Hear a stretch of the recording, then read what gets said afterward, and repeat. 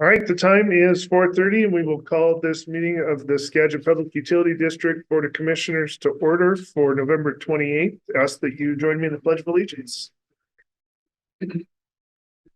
I pledge allegiance to the flag of the United States of America, to the republic for which it stands, one nation, under God, indivisible, with liberty and justice for all.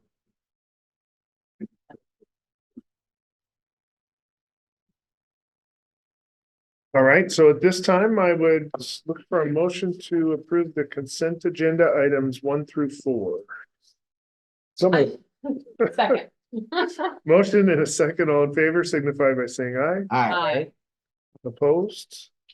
Okay, consent agenda is adopted. So at this time, opportunity for the audience to offer any comments. Looks like we're all staff in here. And looks like the same story on Zoom. So we will move right along to the acting general manager's report. And Kevin. There we are.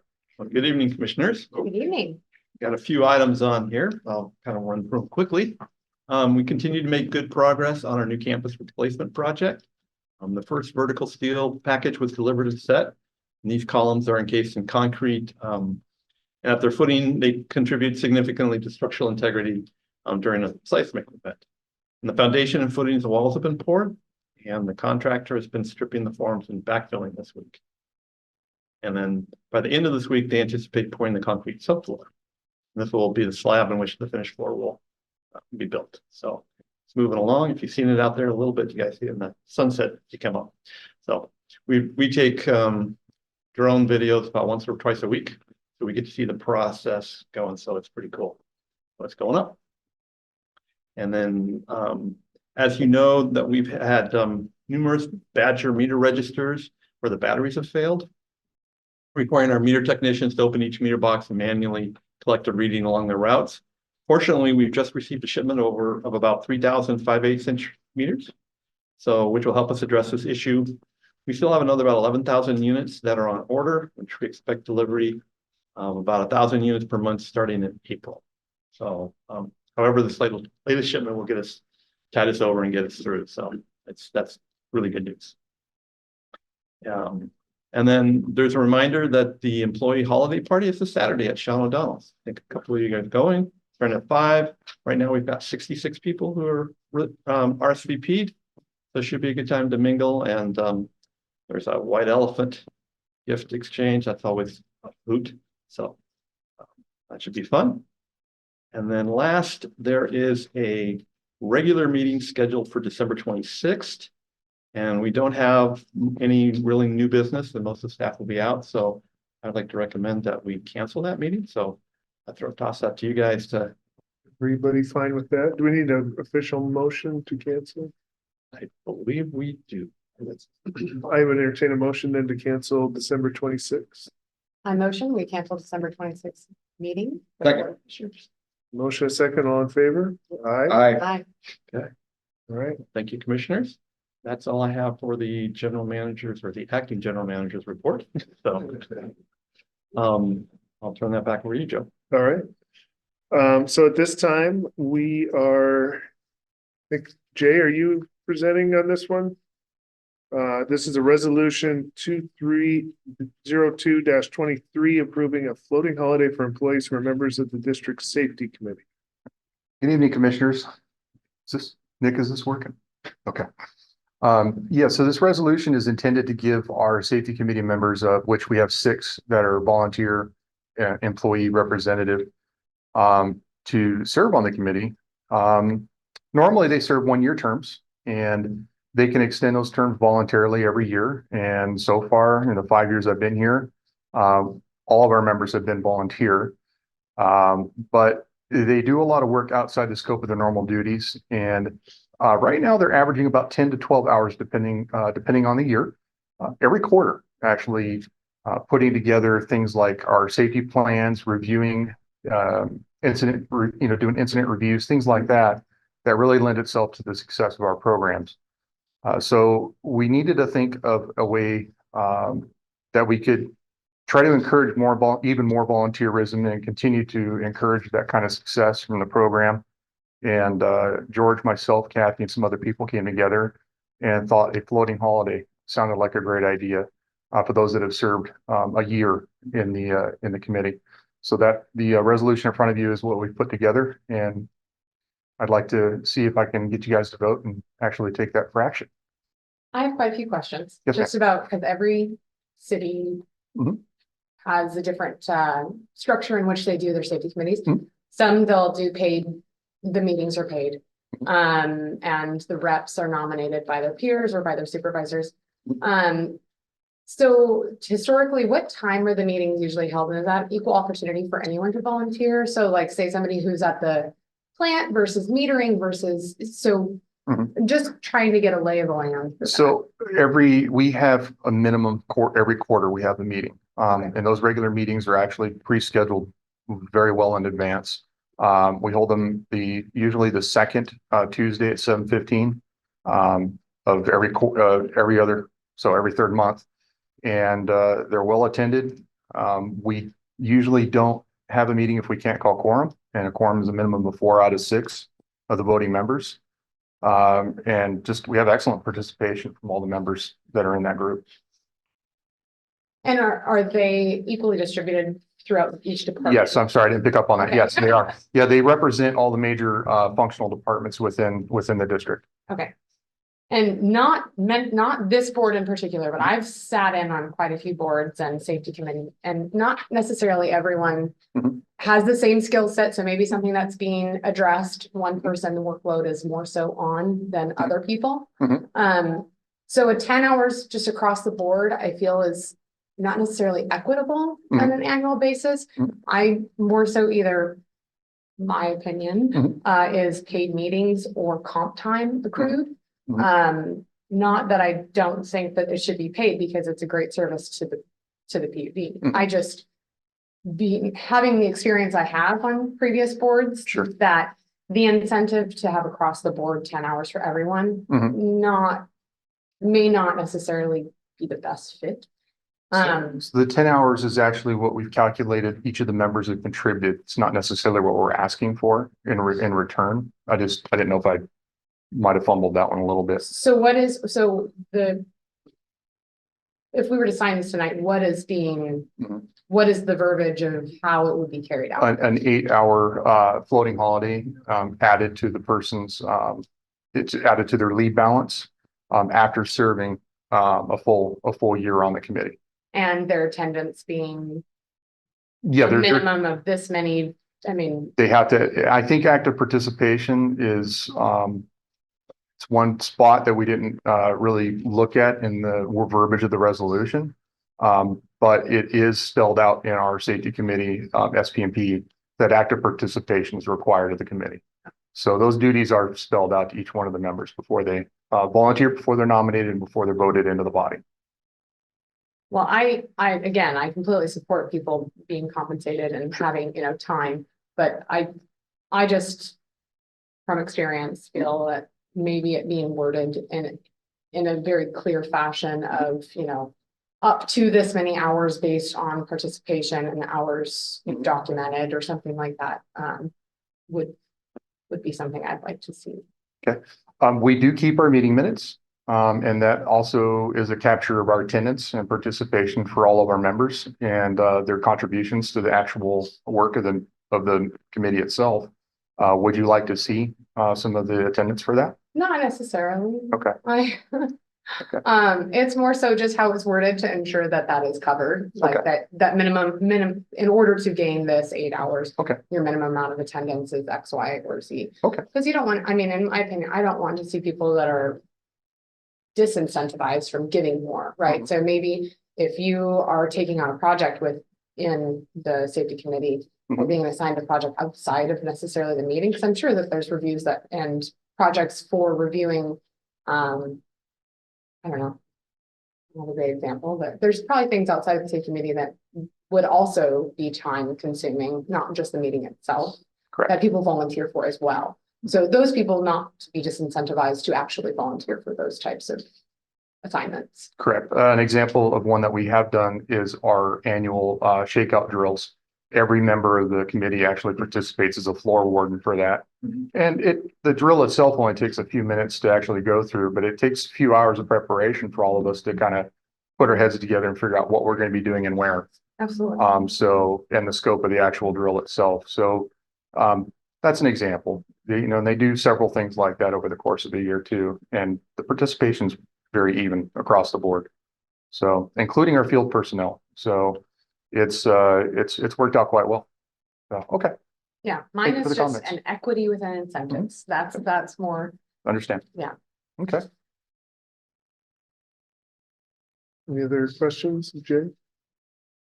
No, no. The only thought that I have on it, and it partly is just, I get tracking the hours. I also know that can become cumbersome. So Mhm. I appreciate that this can be, where the law of diminishing returns, that's the sweet spot between being able to award people for the time that is spent and not becoming another, Administrative. administrative, creating an administrative tax within Mhm. another department. So it's a elegant solution. has there been a reason that the meetings have not been paid? Are people taking vacation to attend the meetings or what? No, it is simply just a matter of trying to continue. We've had some very good, what I would call lagging safety indicators that point to the safety committee helping us succeed. And among those are things like our lowering of our workers' compensation premiums over the last 4 and 5 years. A lot of that is it's directly derived from the work of the safety committee, helping me to actually review some of our incidences and some of our safety programs to help reduce the recurrence of injuries, accidents, and also reducing the impact that those have on our operations and also our bottom line as well. So it's, to me and to George, when we were talking about this, it had more to do with making sure that we have a continuation of that. This is an effort to continue to push and innovate in order to continue the excellence. So we've reached a place where I think, I'm trying new and innovative ways of continuing that volunteerism and that zeal to actually participate as part of the committee. So I think I still lost are people taking vacation to come to the meetings or are No. they being paid to be at the meetings? They're here during the workday. Most people, some folks have to show up before their normal core work hours start. Others don't. We call a 7:15 meeting because some of the people, their workday starts at 7. Some people, their workday starts at 8. We split the difference in order to minimize the impact on operations. And we make sure those meetings don't last more than an hour. So that way everybody can go back to normal business. But in every other way, they're stopping what they normally do for a living to participate in this. And I think that's part of the reason that we want to try to incentivize it in some way. This is well outside the scope of normal duties for the people that participate.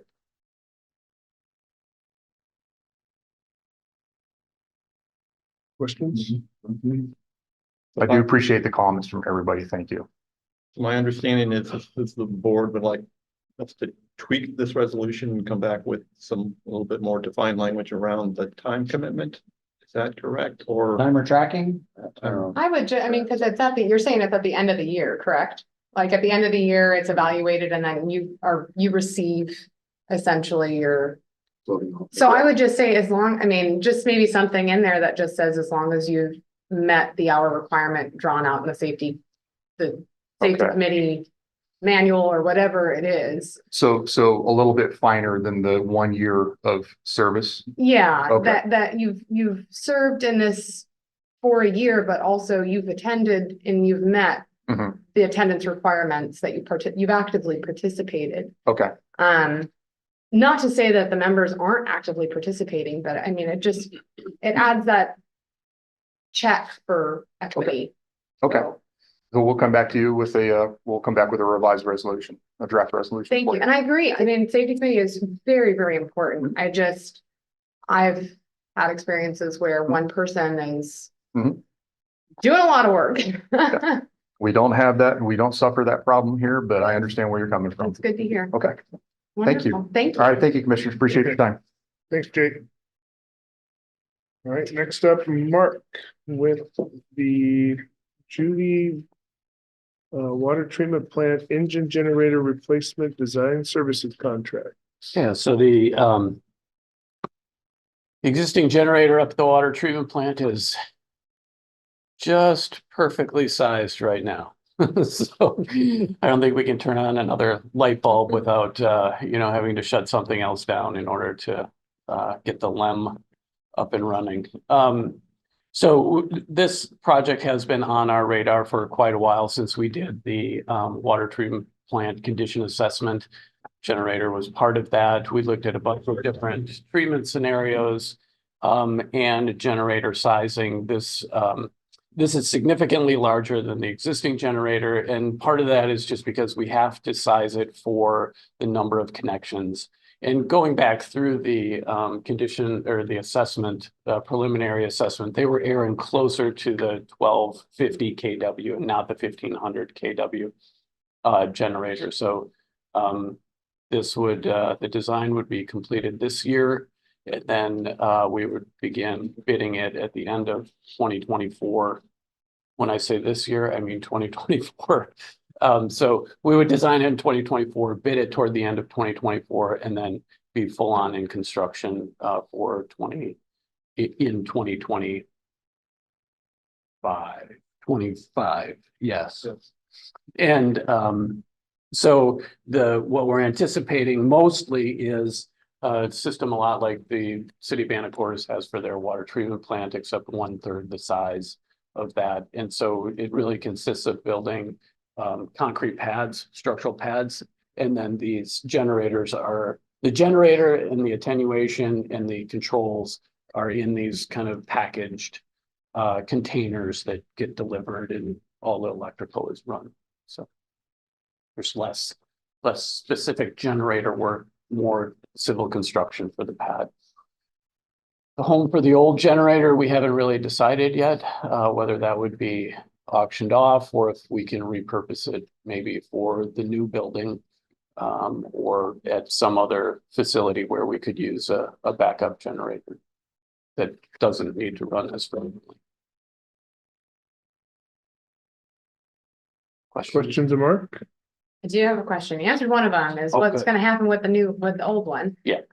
Also, how was the generator replacement on the budget for 2022, or it said replacement generator as part of backwash replacement or was that, and then it was taken off because Yeah. it was that dollar amount of 1.2 was not near enough Yes. because it was way too small? Yep. Okay, got it. Yeah, there is history behind that name too, and I'm trying to remember if it's I hate to give you this answer now. So if I could get back Yes, to you on it. absolutely, I know absolutely. there was a project like this. It was either the backwash pump, and maybe Mark has more information, but a better recollection. There was backwash pump and generator, and they were separated by some distance in time, and it was a pretty large dollar amount.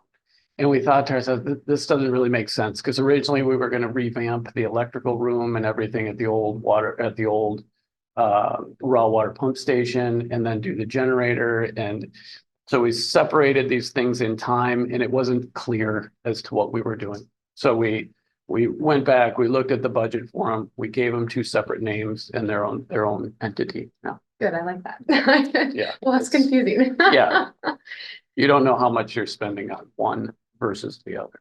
And then the pre-design, again, that was just part of the assessment of the actual. Yeah, plan. I did look at, and going back to 2018, we've spent $60,000 so far, 40,000 in consultant fees, 16,000 in salary, and a couple other thousand for miscellaneous items. Well, I Pre- mean, and pre- generators pre- have lasted pre-design. a long time. We Yeah. have one that's Yeah. 34 years old, so. Yeah. And they're not dead yet, but definitely when they're undersized, they're undersized. Yeah. And we want to size it appropriately for the future. And is everything on is it the whole plant, or is it just, Yeah. critical. Yeah, so everything from where the electrical comes down and the transformer drops in, everything beyond that would be powered by the generator. Oh, nice. Yeah, so that's raw water pumps, backwash pumps, not the SRD, but just everything up on top. W1 panorama is both in there. The new data center is also a new load that we would need to anticipate. Thank you.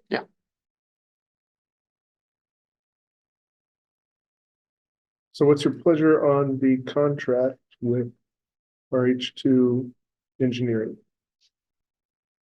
My motion, we authorize the general manager to enter into a contract with RH2 engineering firm for the generator replacement design. Second. Motion and a second, all in favor, signify by saying aye. Aye. Opposed? That is passed.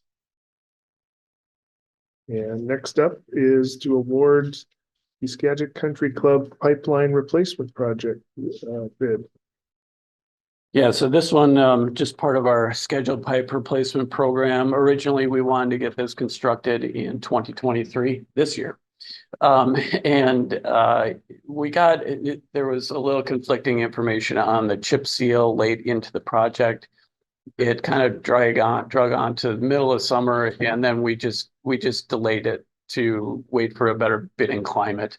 Because if we bid projects in August, September, then we're fighting to get them in before asphalt plants close in the fall and the bad weather comes. So we just thought, okay, well, let's just let this slide a little bit. We'll bid it late in the year. We'll get it out the door early.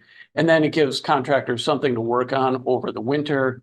The asphalt plants open up and we can pave. And I think that strategy paid off pretty well here.